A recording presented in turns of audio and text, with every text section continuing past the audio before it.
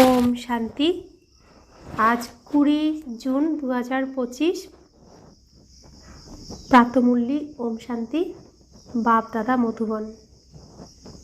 বাপদাদা বলছেন, মিঠে মিঠে বাচ্চে, বাবার ভালোবাসা নিতে চাইলে আত্ম অভিমানী হয়ে বসো।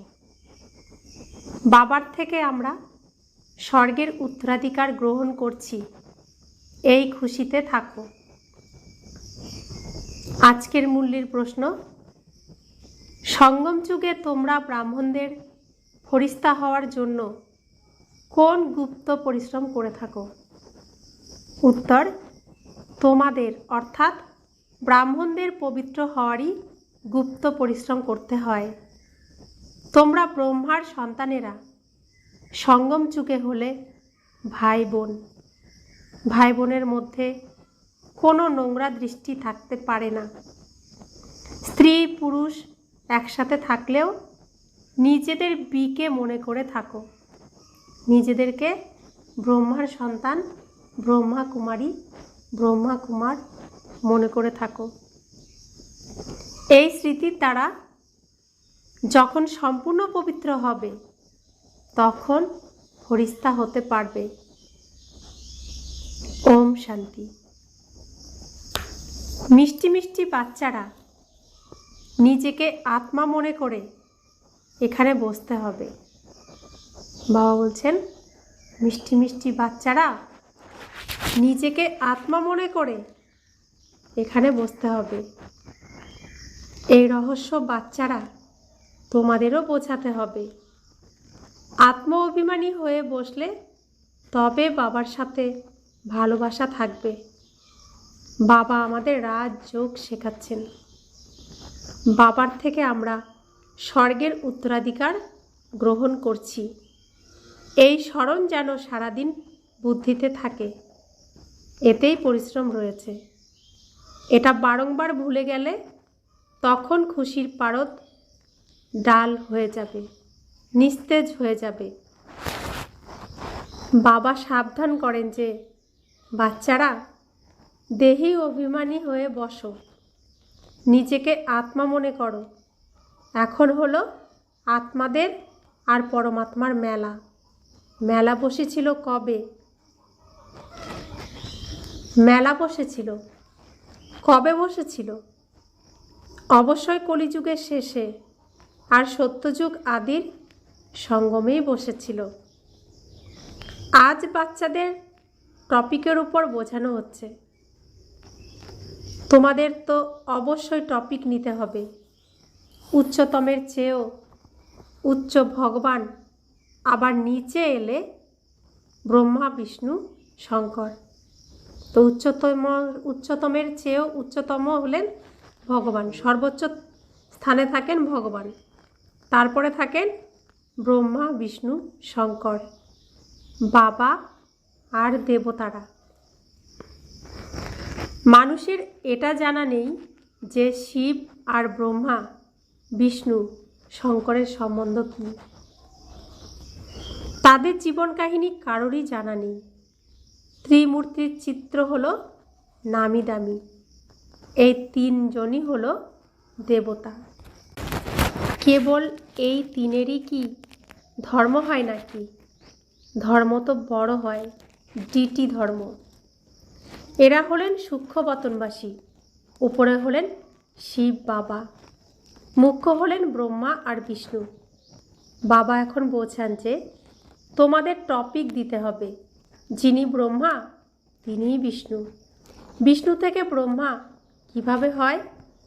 তোমরা যেমন বলো আমি শূদ্র থেকে ব্রাহ্মণ, ব্রাহ্মণ থেকে দেবতা, সেরকম এনারও সর্বপ্রথম ব্রহ্মা থেকে বিষ্ণু, বিষ্ণু থেকে ব্রহ্মা।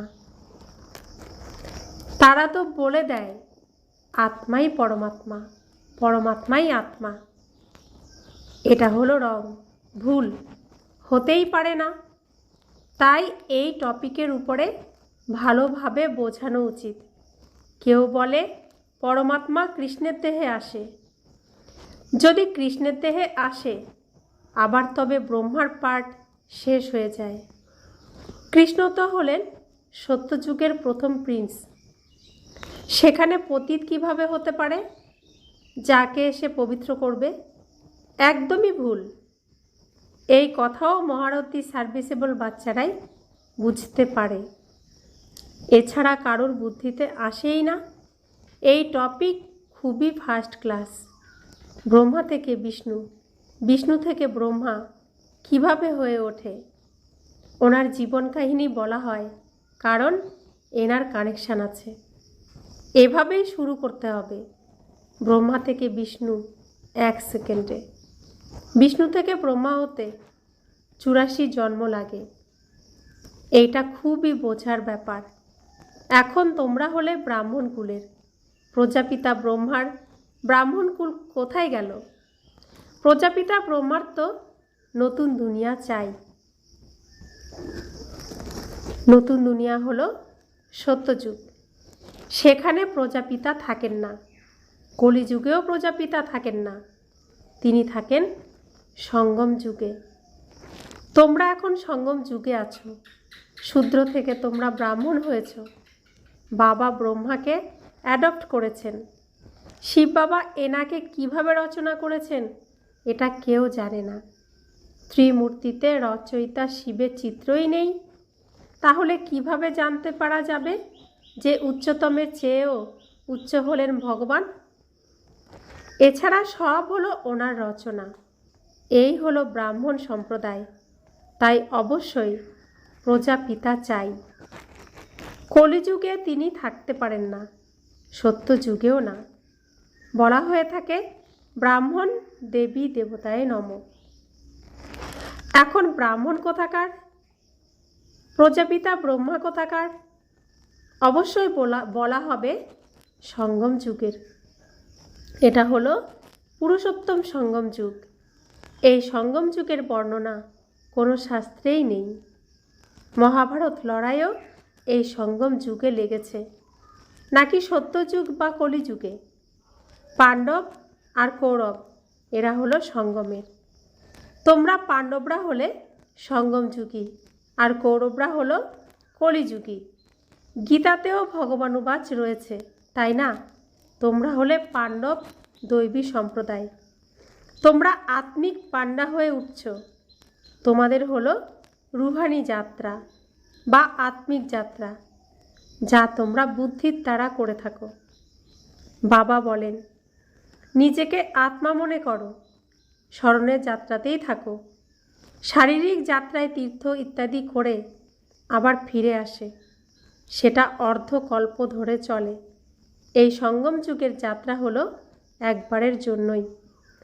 তোমরা মৃত্যুলোকে গিয়ে আবার ফিরে আসতে পারবে না। পবিত্র হয়ে আবার তোমাদের পবিত্র দুনিয়াতে আসতে হবে। সেজন্য তোমরা এখন পবিত্র হয়ে উঠছ। তোমরা জানো যে এখন আমরা হলাম ব্রাহ্মণ সম্প্রদায়ের, এরপর দৈবী সম্প্রদায়ের, বিষ্ণু সম্প্রদায়ের হব। সত্যযুগে দেবী দেবতারা হলো বিষ্ণু সম্প্রদায়ের। সেখানে চতুর্ভুজের প্রতিমা থাকে, যাতে বুঝতে পারা যায় যে এরা হলো বিষ্ণু সম্প্রদায়ভুক্ত।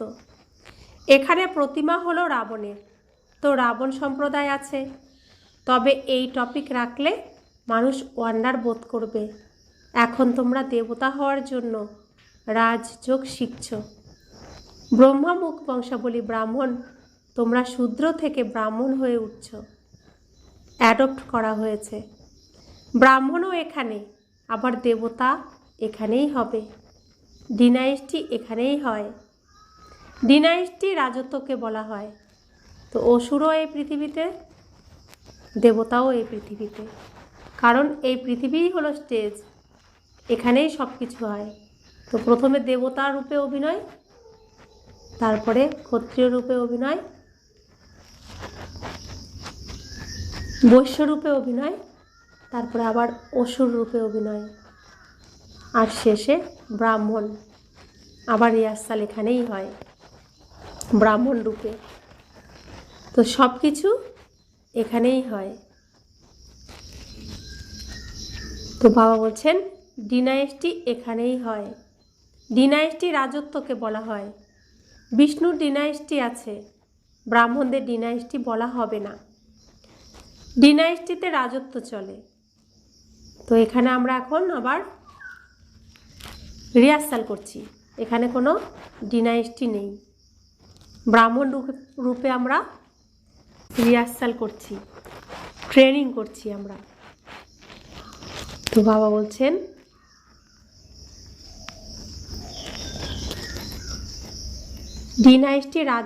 ডিনাইস্টিতে রাজত্ব চলে, একের পিছনে দ্বিতীয়, এরপর তৃতীয়। এখন তোমরা জানো যে আমরা হলাম ব্রাহ্মণ কুলভূষণ, আবার দেবতা হয়ে উঠি। ব্রাহ্মণ মানেই বিষ্ণুকুলের, বিষ্ণুকুল থেকে আসে ক্ষত্রিয় চন্দ্রবংশী কুলে, এরপর বৈশ্যকুলে, তারপর শূদ্রকুলে। আবার ব্রাহ্মণ থেকে দেবতা হবে। অর্থ কত ক্লিয়ার?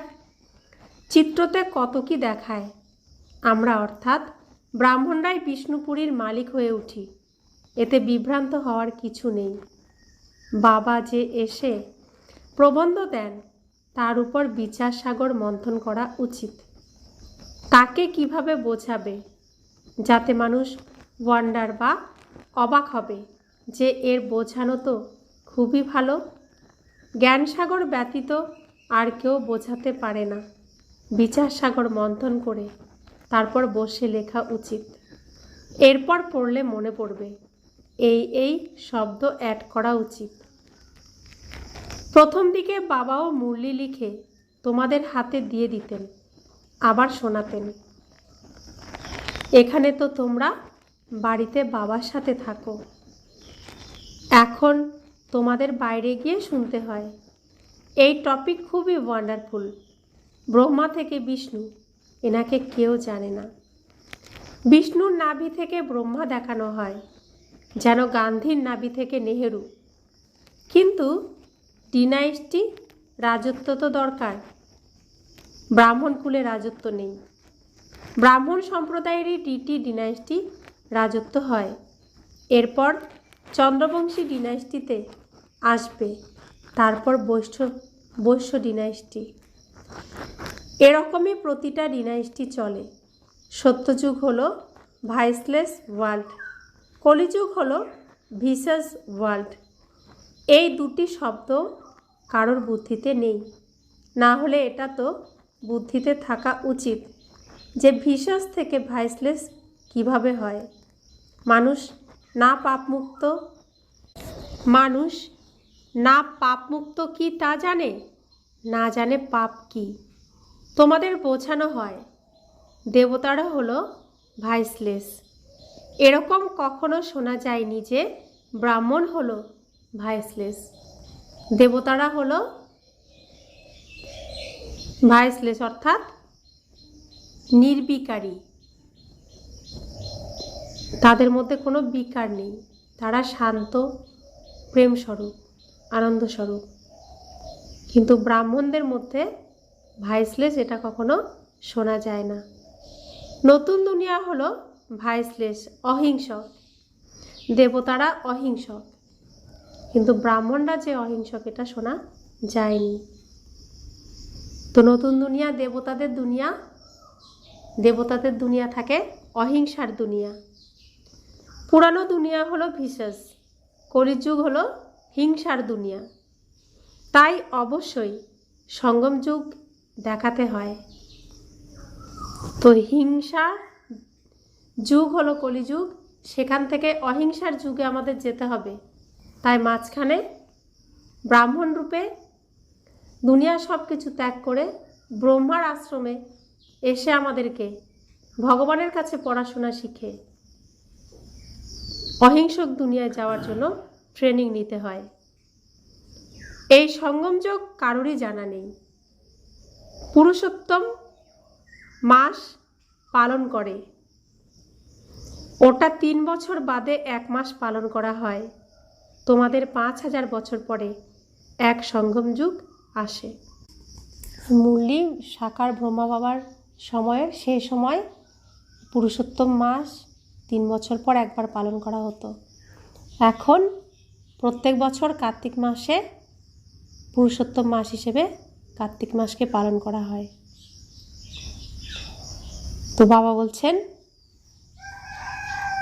মনুষ্য আত্মা আর পরমাত্মাকে যথার্থভাবে জানে না, শুধু বলে দেয় জ্বলজ্বল করে এক আজব তারা, ব্যাস। যেমন দেখানো হয়, রামকৃষ্ণ পরমহংসের শিষ্য বিবেকানন্দ বলেছিল, আমি গুরুর সামনে বসেছিলাম। গুরুরও তো ধ্যান করা হয়, তাই না? বাবা এখন বলেন, কেবলমাত্র মাম একম স্মরণ করো, ধ্যান করার তো কথাই নেই, গুরু তো স্মরণে আছেনই। বিশেষভাবে বসে স্মরণ করলে কি স্মরণে আসবে আর? ওনার গুরুর ভাবনা ছিল যে এই ভগবান আছেন, তো দেখলেন কি ওনার আত্মা বেরিয়ে গিয়ে আমার মধ্যে লীন হয়ে গেল। ওনার আত্মা কোথায় গিয়ে বসলো, তারপর কি হলো, কিছুই বর্ণনা নেই।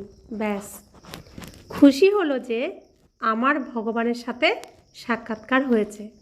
তা আত্মাকে দেখেছে, তো বলছে যে ভগবানের সাথে সাক্ষাৎকার হয়েছে, তো খুশি হয়ে গেছে, আর কোনো কিছু বর্ণনা করেনি। ভগবান কে সেটা জানে না। বাবা বোঝান, সিঁড়ির চিত্রের উপরে তোমরা বোঝাও। এটা হলো ভক্তিমার্গ। তোমরা জানো যে এক হলো ভক্তির বোট, ভক্তির নৌকা, দ্বিতীয় হলো জ্ঞানের। জ্ঞান আর ভক্তি আলাদা। তো ভক্তির বোট হলো ব্যাসদেবের গীতা, আর জ্ঞানের বোট হলো এই যে শ্রীকৃষ্ণের গীতা। তো শ্রীকৃষ্ণের মুখের দ্বারা কখন উচ্চারণ হয়েছিল? তারপরে তো ব্যাসদেব উচ্চারণ করেছিলেন, তাহলে শ্রীকৃষ্ণের মুখের দ্বারা কোন সময় হয়েছিল, তাই না? তো এটা বোঝার জন্য তো বিশাল বুদ্ধি চাই, তীক্ষ্ণ বুদ্ধি চাই। তো বাবা বলছেন, দুইবার আমরা নৌকায় উঠি, অর্থাৎ গীতার জ্ঞান, গীতার গান দুবার শুনি। দাপর যুগে শুনি, যার দ্বারা কলিযুগ আসে, আবার এই সঙ্গম যুগে শুনি, যার দ্বারা সত্যযুগ আসে। তো দুটো নৌকাতেই উঠেছি আমরা। একটা রাবণ তুলে দিয়েছে ভুল পথে যাওয়ার জন্য, আর রাম এসে আমাদের সঠিক পথে নিয়ে যাওয়ার জন্য আবার আমাদেরকে মাঝখান থেকে তুলে নেন সত্যের বোটে, জ্ঞানের বোটে। এগুলো বোঝার জন্য তীক্ষ্ণ বুদ্ধি চাই। বাবা বলেন, আমি তোমাদের কল্পপূর্বে জ্ঞান দিয়েছিলাম, বিশ্বের মালিক করেছিলাম, এখন তোমরা কোথায়? তোমাদের অর্থাৎ বাচ্চাদের বুদ্ধিতে সমগ্র জ্ঞান আছে, কিভাবে অন্যান্য ডিনাইস্টি আসে, মনুষ্য বৃক্ষ কিভাবে বৃদ্ধি পায়, যেমন ফুলের তোড়া হয় না, এই সৃষ্টিরূপী বৃক্ষ হলো ফুলদানি। এর মধ্যে তোমাদের ধর্ম, আবার এর থেকে 3টি ধর্ম বের হয়, আবার ওর থেকে বৃদ্ধি পেতে থাকে। তাই এই বৃক্ষকেও স্মরণ করতে হবে। কত শাখা প্রশাখা ইত্যাদি বের হতে থাকে। যারা শেষের দিকে আসে তাদের কদরও বেড়ে যায়। বটবৃক্ষ যেমন, তার গোড়াই নেই, লুপ্ত, কিন্তু সমস্ত বৃক্ষ দাঁড়িয়ে রয়েছে। বাবা এই কল্পবৃক্ষের সঙ্গে বটগাছের তুলনা করেন, উদাহরণ দেন। তো বোটানিক্যাল গার্ডেনে বটগাছ, গাছের গুঁড়ি নেই, সমস্ত ডালপালা দিয়ে দাঁড়িয়ে রয়েছে বিশাল এলাকা জুড়ে। ঠিক এই সৃষ্টিতেও সনাতন ধর্ম আসল, এই কল্পবৃক্ষের গুঁড়ি নেই, কিন্তু অন্যান্য ধর্মের ডালপালা দিয়ে দাঁড়িয়ে রয়েছে, সেজন্য নড়বড়ে, সেজন্য স্থির নেই। তো বাবা বলছেন, দেবী দেবতা ধর্ম শেষ হয়ে পড়ে আছে, একদম হেলে পড়েছে। ভারতবাসী নিজের ধর্মকে একেবারেই জানে না, আর সকলে নিজের ধর্মকে জানে। তো অন্যান্য ধর্মের তারা না, তাদের ধর্ম পরিবর্তন করে না, ধর্মকে কখনো ভোলেও না। কিন্তু যারা সনাতন ধর্মের, তারা নিজের ধর্মকে ভুলে গিয়ে নিজেদেরকে হিন্দু বলে। কেন বলে হিন্দু? সনাতন ধর্ম শুদ্ধ, পবিত্র, শাশ্বত ধর্ম। যখন এই সনাতন ধর্মীরা অশুদ্ধতাকে গ্রহণ করলো, তখন থেকে তাদের ধর্ম থেকে বহিষ্কার হয়ে গিয়ে নিজেদেরকে হিন্দু মনে করা শুরু করলো। অন্যরা হিন্দু বলল তো নিজেদেরকে হিন্দু ভাবাই শুরু করেছে, নিজেদের ধর্মকে ভুলে গেছে। তো বাবা বলছেন, মানুষ বলে দেয় আমি ধর্মকে মানিই না, 4 ধর্ম হলো মুখ্য, তাছাড়া তো ছোট ছোট অনেক আছে। এই কল্পবৃক্ষ আর সৃষ্টির চক্রকে তোমরা এখন জেনেছ। দেবী দেবতা ধর্মের নামই হারিয়ে ফেলেছে। বাবা আবার সেই দেবী দেবতা ধর্ম স্থাপন করে বাকি সমস্ত ধর্মের বিনাশ করে দেন। গোলার চিত্রর দিকেও অবশ্যই মনোযোগ দেওয়া উচিত। এটা সত্যযুগ, এটা কলিযুগ। গোলার চিত্র কোনটা? সৃষ্টির চক্র। কলিযুগে কত ধর্ম আছে? সত্যযুগে একটাই ধর্ম। এক ধর্মের স্থাপনা, অনেক ধর্মের বিনাশ কে করবে? ভগবানও অবশ্যই কারোর দ্বারা তো করাবেন নিশ্চয়ই, কারণ তার তো শরীর নেই, তাকে তো শরীর দিয়েই করাতে হবে, তো কারো শরীর দিয়েই তো করাবে। বাবা বলেন, ব্রহ্মা দ্বারা আমি সনাতন দেবী দেবতা ধর্মের স্থাপনা করি। ব্রাহ্মণী বিষ্ণুপুরীর দেবতা হয়ে ওঠে। সঙ্গমে তোমাদের অর্থাৎ ব্রাহ্মণদেরকে পবিত্র হওয়ার জন্যই গুপ্তভাবে পরিশ্রম করতে হয়। তোমরা অর্থাৎ ব্রাহ্মণ বাচ্চারা হলে সঙ্গম যুগে ভাই বোন। ঘৃণ্য দৃষ্টি ভাই বোনের মধ্যে থাকতে পারে না। স্ত্রী পুরুষ দুই নিজেদের বিকে মনে করে। এতে অনেক পরিশ্রম আছে। স্ত্রী পুরুষের আকর্ষণ এমন যে ব্যাস স্পর্শ না করে থাকতে পারে না। এখানে ভাই বোনকে স্পর্শ তো করবেই না, তাহলে পাপের ফিলিং আসবে। আমরা হলাম বিকে, এটা ভুলে গেলে শেষ হয়ে যাবে। এতেই খুব গুপ্ত পরিশ্রম আছে। যদিও যুগলভাবে থাকে, কার কি জানা আছে? তারা নিজেরা জানে যে আমরা, দুনিয়া জানলো যুগল, আমরা কি? আমরা হচ্ছি ব্রহ্মাকুমার ব্রহ্মাকুমারী অর্থাৎ ঈশ্বরীয় সন্তান, ভাই বোন আমরা। তো আমরা হলাম বিকে ফরিস্তা, হাত লাগাতে নেই, স্পর্শ করতে নেই। এরকম করতে করতে সূক্ষ্মবতনবাসী ফরিস্তা হয়ে যাবে, তা না হলে ফরিস্তা হতে পারবে না। ফরিস্তা হতে গেলে পবিত্র থাকতে হয়। এরকম জোর পাওয়া গেলে তো নম্বর 1-এ থাকবে। বলে দাদা তো সব অনুভব করেছেন, শেষে সন্ন্যাস করেছেন। বেশি পরিশ্রম তো তাদের যারা জোর হয়ে যায়। তো কার কথা বলছেন? ব্রহ্মা বাবার কথা বলছেন। তিনি সব কিছু অনুভব করেছেন, শেষে সন্ন্যাস হয়ে গেছেন।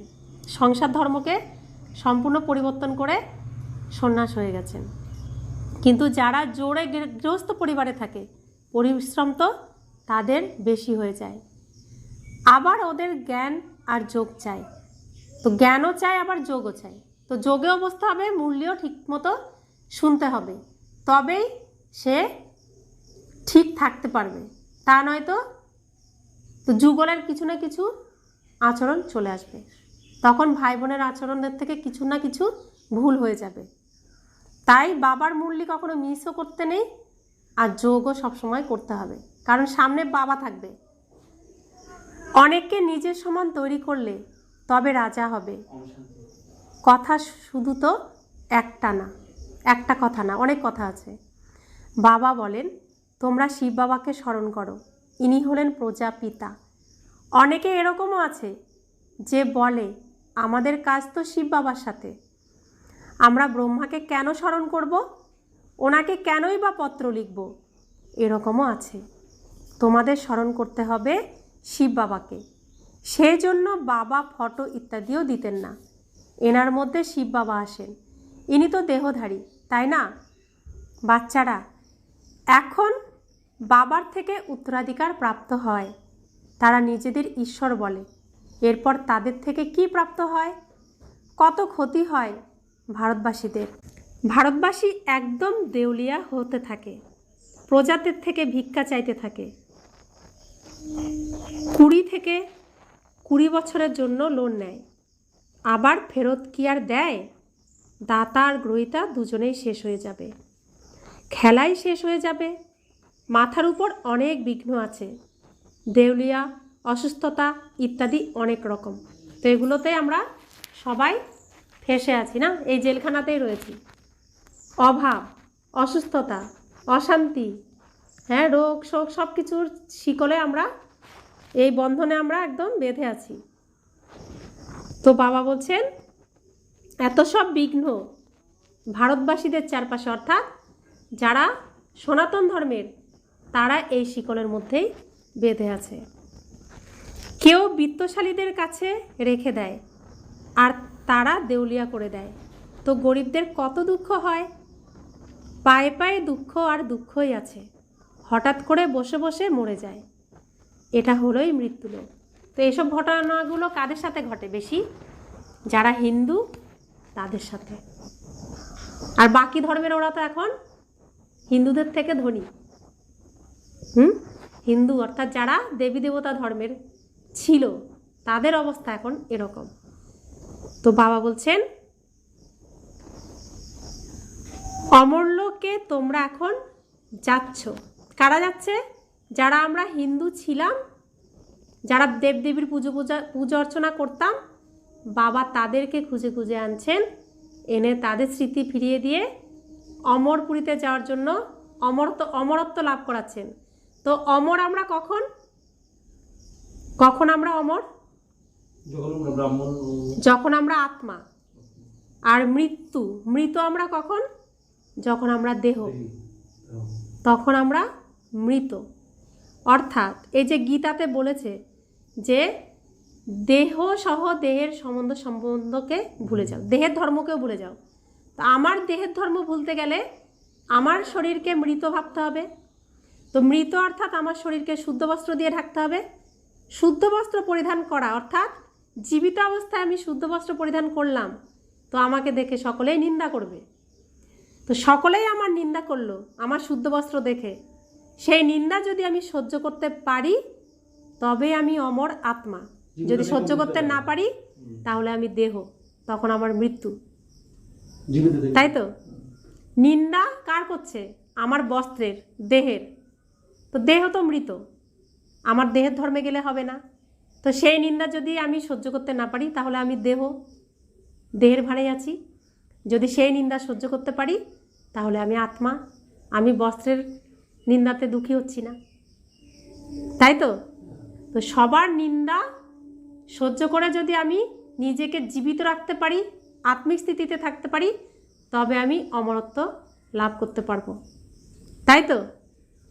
তাহলে আমি অমরলোকে যাওয়ার জন্য এখন রেডি হচ্ছি। দেহের ধর্মকে ভুলতে হবে। দেহের ধর্মকে ভোলার এটা একটা সব থেকে বড় উপায়। নিজেই নিজের শরীরের উপর শুদ্ধ বস্ত্র দাও, আর শুদ্ধ বস্ত্র দেখে যখন অন্যরা সহ্য করতে পারবে না, যখন নিন্দা করবে, সেই নিন্দা তুমি সহ্য করতে পারছো কি না, তুমি নিজেকে বস্ত্র ভাবছো না আত্মা ভাবছো, নিজের পরীক্ষা নিজেই করতে পারবে। তো যখন সহ্য করে তুমি অমরত্ব লাভ করবে, আত্মা হয়ে যাবে, তখনই তুমি অমরলোকে যাওয়ার উপযুক্ত হবে। তাই তো? অমরপুরীর বাদশাহ হতে চলেছ। অমরনাথ তোমাদের অর্থাৎ পার্বতীদের সত্যিকারের অমর কথা শোনাচ্ছেন। তোমরা জানো যে বাবা হলেন অমর, ওনার থেকে আমরা অমর কথা শুনছি। এখন অমরলোকে যেতে হবে। এই সময় তোমরা সঙ্গম যুগে আছো। কোথায় আছি? সঙ্গম যুগে। আমাদের বস্ত্র কোথায় রয়েছে? ব্রহ্মা বাবার কাছে। ব্রহ্মা বাবা বস্ত্র আবার শুদ্ধ বানাচ্ছেন, নোংরা বস্ত্রকে আবার পরিষ্কার বানাচ্ছেন। আর আমি আত্মা আছি কোথায়? শিবালয়ে, শিব বাবার আলয়ে, অর্থাৎ ঈশ্বরীয় কুলে, ঈশ্বরীয় পরিবারে, আশ্রমে। তো শিব বাবা আমাকে কি করছেন? আত্মাকে পরিষ্কার করছেন, আত্মাকে স্নান করাচ্ছেন। তো শিব বাবা করছেন আত্মার পরিষ্কার, ব্রহ্মা বাবা করছেন শরীরের পরিষ্কার। অর্থাৎ আমার এখন শরীরই নেই, তো আমার শরীরের নিন্দা অনেকে করুক, সে নোংরা শরীর, সেটা তো কিছুদিন পরে পরিষ্কার হয়ে যাবে, তখন আর নিন্দা তো করতে পারবে না। তো আমার বস্ত্রের নিন্দা করছে, আমার তো নিন্দা করছে না, আমার তো সুনাম করছে। অর্থাৎ আমি আত্মা ছিলাম সত্যযুগে অমর, তো তার তো সুনাম করছে, তাকে পূজা করছে, তা আমার তো পূজা হচ্ছে, আমার নোংরা শরীরের নিন্দা হচ্ছে, তো নিন্দা হওয়ার উপযুক্ত, তাই নিন্দা হচ্ছে। তো বস্ত্রের নিন্দা হচ্ছে, পরিষ্কার হলে নিন্দা করবে না, নিন্দা আর হবে না, তা আমাকে সেই উপযুক্ত হতে হবে, তাই তো? এটাই তো জ্ঞান। এটুকু বুঝলেই তো আর নিন্দা স্তুতিতে মন খারাপ হবে না। কে আমাকে আদর করলো, কে আমাকে করলো না, কে আমাকে মান দিল কি দিল না, তারা প্রত্যেকে নিজেরাও দেহকেই মান দেবে। আমার তো দেহের মানের দরকার নেই, প্রয়োজনও নেই। মান তো দিচ্ছেন শিব বাবা, আমি আত্মাকে। কি মান দিচ্ছেন তিনি? বলছেন তুমি আমার থেকেও উচ্চ স্থানে তোমাকে যেতে হবে, তুমি আমার নয়নের মণি, তুমি আমার হৃদয়ে থাকো। আর কোন মান চাই? বস্ত্রের থেকে মান চাই? স্বয়ং ভগবান আমার পিতা শ্রীকৃষ্ণ, যিনি ব্রহ্মার উপরে রয়েছেন, তিনিও আমাকে মান দিচ্ছেন। আর কার মান চাই? আর কার মানের প্রয়োজন আছে? আর কার ভালোবাসা চাই? তো যে বাবা এত মান দিচ্ছে, আমি তার কাছেই আসব, তার থেকেই শুনবো, তার নির্দেশেই চলবো, তার পথেই আমি চলবো। কোনো দেহধারীর কাছে কোনো আশা করব না। দেহধারীর কাছে আশা করা অর্থাৎ নিজের মৃত্যু নিজেই করানো, আর পিতার কাছে আশা করা অর্থাৎ নিজেকে অমর বানানো, তাই না? अच्छा, मीठे मीठे सिखिलाते बच्चों प्रति माता पिता बाप दादा का याद प्यार और गुड मॉर्निंग। रूहानी बाप की रूहानी बच्चों को नमस्ते। हम रूहानी बच्चों की रूहानी माता पिता बाप दादा को याद प्यार गुड मॉर्निंग और नमस्ते नमस्ते नमस्ते। शुक्रिया बाबा, शुक्रिया बाबा, शुक्रिया। धारणार জন্য মুখ্য সার। বিচার সাগর মন্থন করে ব্রহ্মা তথা বিষ্ণু কিভাবে হয় এই টপিকের উপরে শোনাতে হবে। বুদ্ধিকে জ্ঞান মন্থনে বিজি রাখতে হবে। দ্বিতীয় ধারণা, রাজপথ প্রাপ্ত করার জন্য জ্ঞান আর যোগের সাথে সাথে নিজসম করে তোলার সার্ভিসও করতে হবে। নিজের দৃষ্টি খুবই শুদ্ধ রাখতে হবে। জ্ঞান আর যোগ যদি এর সাথে সাথে নিজে না থাকি তাহলে রাজপথ পাওয়া সম্ভব নয়। তাই নিজের দৃষ্টি খুবই শুদ্ধ রাখতে হবে। সে যা করে করুক, আমি তো ভগবানের সন্তান, আমি তো সুখ স্বরূপ আত্মা, আমি সুখই দেব। আমি তো শান্ত স্বরূপ আত্মা, আমি শান্তিই দেব। আমি তো প্রেম স্বরূপ আত্মা, আমি প্রেমই দেব। আরেকজন কি করছে না করছে আমার দেখার দরকার নেই। তো নিজের দৃষ্টিকে শুদ্ধ রাখতে হবে। বরদান, সর্বসম্বন্ধের অনুভব এক বাবার সাথে করে থাকা অক্লান্ত আর বিঘ্ন বিনাশক ভব। যে বাচ্চারা এক বাবার সাথে সকল সম্বন্ধ রাখে তাদের কাছে অন্য সকল সম্বন্ধ নিমিত্ত মাত্র অনুভব হবে। তারা সদা খুশিতে নাচতে থাকবে, কখনো ক্লান্তির অনুভব করবে না, অক্লান্ত হবে। কখনো ক্লান্তি আসবে না, অক্লান্ত হবে। বাবা আর সেবা এই লগনেই মগন থাকবে। বিঘ্নের কারণ নিবারণ করার পরিবর্তে নিজেই বিঘ্ন বিনাশক হবে। সকল সম্বন্ধের অনুভূতি এক বাবার সাথে হওয়ার কারণে সদা ডবল লাইট থাকবে, কোনো বোঝা থাকবে না। সকল কমপ্লেন সমাপ্ত হবে, কমপ্লিট স্থিতির অনুভব হবে, সহযোগী হবে। এ ছিল বাবার আজকে বরদান। স্লোগান, সংকল্পেও কোনো দেহধারীর প্রতি আকর্ষিত হওয়া অর্থাৎ অবিশ্বাসী হওয়া। সংকল্পেও যদি কোনো দেহধারীর প্রতি আকর্ষিত হই তাহলে কার অবিশ্বাসী হব? কার সাথে বিশ্বাসঘাতকতা করা হবে? বাবার সাথে বিশ্বাসঘাতকতা করা হবে, অবিশ্বাসী হওয়া। কেন অবিশ্বাসী হব? কেন অবিশ্বাসী হব? বিশ্বাসঘাতকতা হবে কেন? যদি সংকল্পেও কোনো দেহধারীর প্রতি আকর্ষণ আসে তো বিশ্বাসঘাতকতা হবে কেন? না, দাপর যুগ থেকে আমরা দুঃখের সময়ে তাকে ডেকে এসেছি, আমাকে মুক্ত করো, উদ্ধার করো, তুমি আসলে আমি তোমার কাছে সব সমর্পণ করব, আমি তোমাকে চাই আর কাউকে চাই না, তুমি ছাড়া আমার কেউ নেই বলে এসেছি তো। সেই ডাকেই তো তিনি এসেছেন।